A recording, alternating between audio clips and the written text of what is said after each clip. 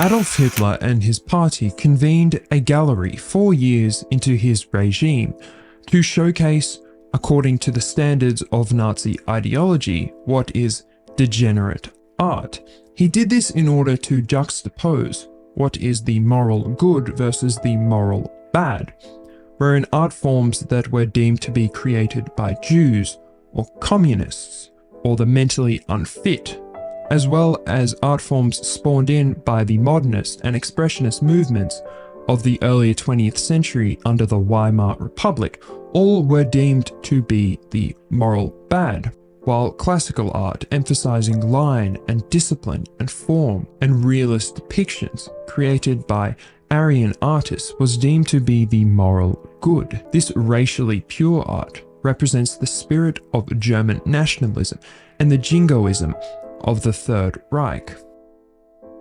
This treatment of art stifles the voluntary and consensual nature that enables the community to evaluate its worth, as Paul Klee suggests one of the artists put on display at the gallery to demonstrate mental inferiority.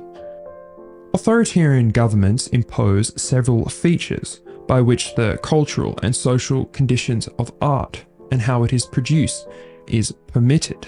First, it is realistic depictions of the subject. Secondly, it is generating a moral criteria by which art can be deemed either good versus bad.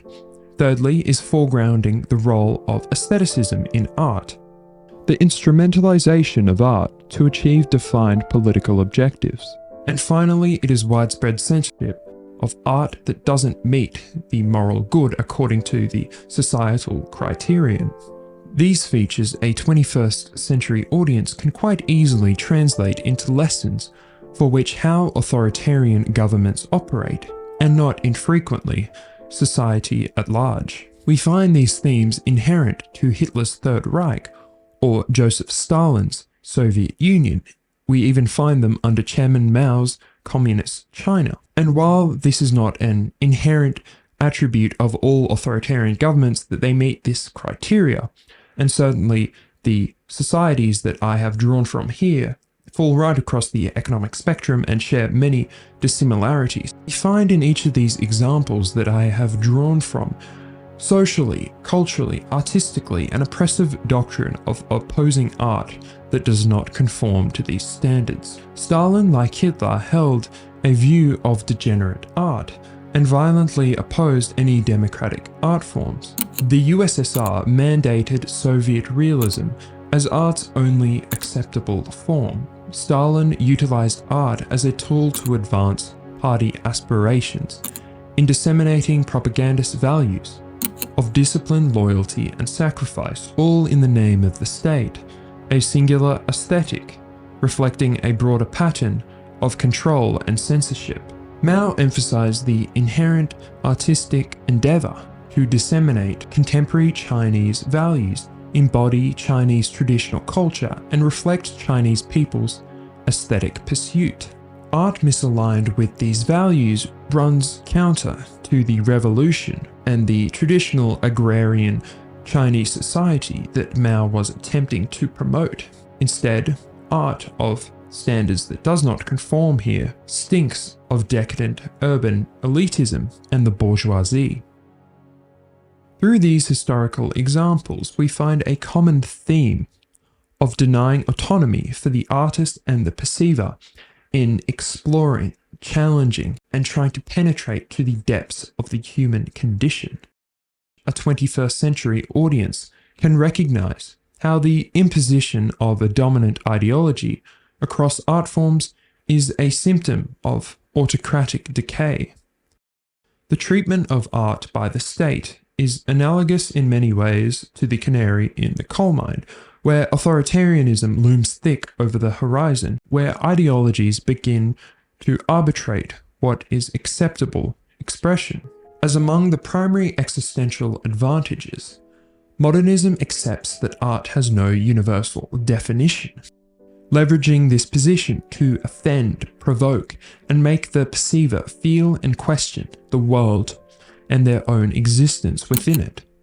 By accepting there are no objective standards as to the value of an artwork, and proceeding from this position, modernism pushes the boundary of what constitutes art and its reasons for existence to begin with. Modernism emerged as a Western phenomenon, but would very quickly turn on itself, like the Ouroboros, the snake eating its own tail. Leading up to this moment, the West, as a civilization with its own standard of the good, venerated beauty, aesthetics, and discipline in art. Like many Western ideals, this had its roots in the Greeks and the Romans. Assessing Hellenic art, we see certain features appeal to the same aesthetic tastes of the pre-moderns of the 16th and 17th century, like Caravaggio, Goya, Rembrandt, and Da Vinci. This is no coincidence. These artists operated within the same tradition, but by the 18th and 19th century, the moderns, imbued by Enlightenment principles of rationality, subjectivity, egalitarianism, would wage a war against the Western good. This is such a fascinating period, with the debate raging primarily in philosophy and the arts and the sciences, where novel interpretations of reason and truthfulness began to challenge conservative values of the West. Artists took advantage of this burgeoning model of subjectivity. Once a consistent narrative of beauty and figure, the West was challenged by the rising modernists, who now experimented with non-traditional art forms to capture existential feelings of alienation, nature, self-expression, perception, and abstraction. Art was now a much more active process and gave autonomy to both the artist and the perceiver.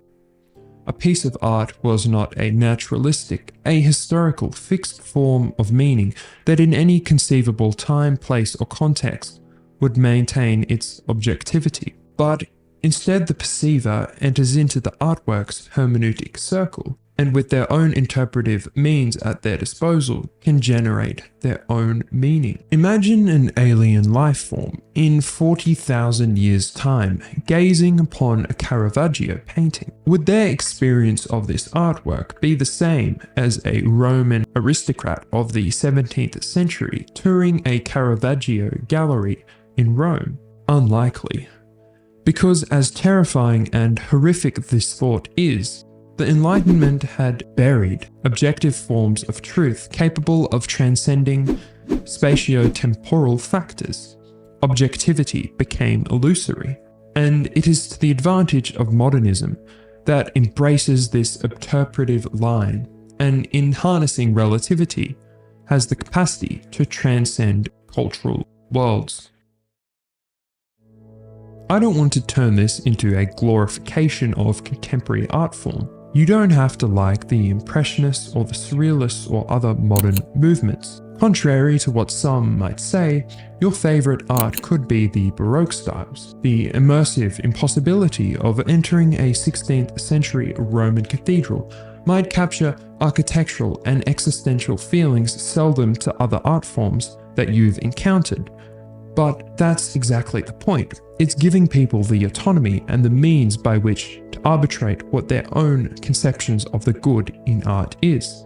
To do otherwise is to impose strict parameters upon the good and follow plainly authoritarian behavior. It is also untrue and dangerous. Art is political. Its very existence reveals characteristics and qualities of the broader polity. We find society without diversity and art is very likely and plainly authoritarian. But that's not to say that modernism doesn't have dimensions of authoritarianism as well. The inherent relativism of art imbues freedom. As with a hierarchy governing artwork, we create a sense of totalitarianism and despotism, and no price is worth the cost of losing freedom. And before the arrows are loosed, I'm no nihilist. Art still possesses that transcendent and illusory nature, regardless of whether we have objective standards for its measurement. Within a culture or an environment, societies have the collective capacity to loosely approximate what is good or what represents a tradition, an Aristotelian tradition. Relativism does not have to be a trap. As Nietzsche would say, truth is ugly we possess art lest we perish from the truth. But there are problems, deep problems, with denying art simply because it does not conform to your aesthetic values or standards. The presence of a diverse range of art, from surrealism to abstractionism, expressionism, classicism, or romanticism, is a constant reminder of freedom and the price that people are paid to achieve it. If there is no freedom of expression, then the beauty of life is lost.